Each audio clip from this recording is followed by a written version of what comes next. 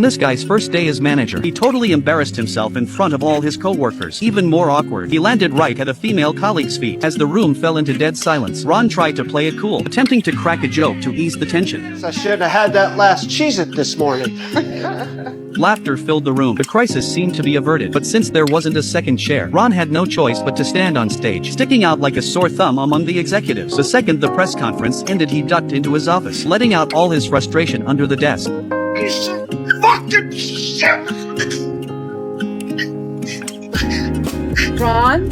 But before he could finish venting, his female boss knocked and walked right in. Ron was caught between a rock and a hard place. He had no idea how to explain what he was doing, so he just decided to play dead. But through the gap under the desk, his boss could already see someone hiding there. But to save Ron some face, she didn't call him out. After his boss left, Ron couldn't hold back his rage anymore. Someone had to answer for that chair, but as the newly appointed manager, he couldn't come off as petty to his colleagues, so he'd have to take it up with the chair manufacturer. Ron found the customer service number online and immediately gave them a call. But to his shock, the customer service line was completely useless. They weren't solving anything. Ron had had enough and went into full rage mode, unleashing a torrent of anger at the rap. Really quite... Hey, Ron.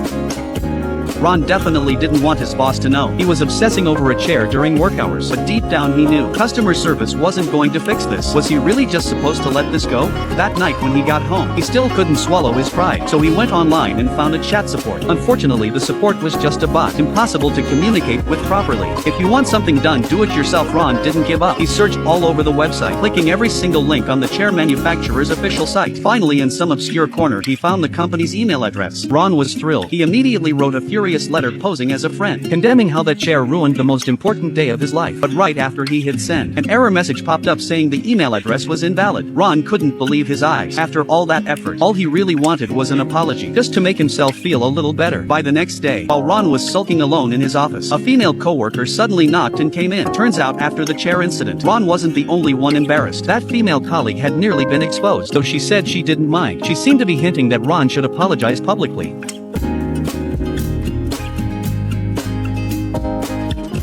Ron naturally refused.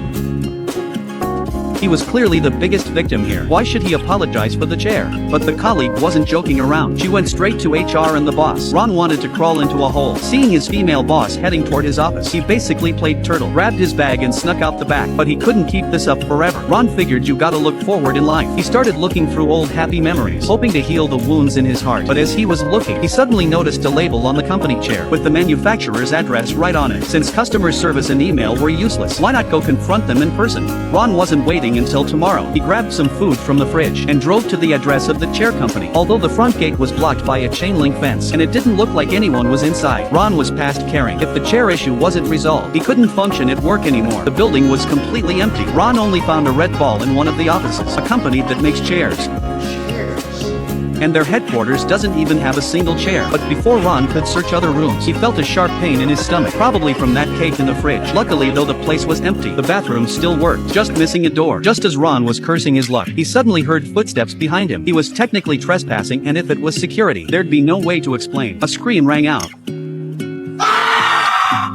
The person seemed to have seen something horrifying. Ron couldn't worry about finishing up. He pulled up his pants and bolted out of the building. By the time he got back to the office, it was almost time for work. But right after leaving the bathroom, he got a message about a meeting. But he couldn't skip the meeting. Wait for me at the bathroom! Turns out because of his distraction these past few days, Ron had made mistakes at work. Plus, with yesterday's complaint from his colleague, his boss was starting to lose patience with him. Ron tried his best to calm himself down.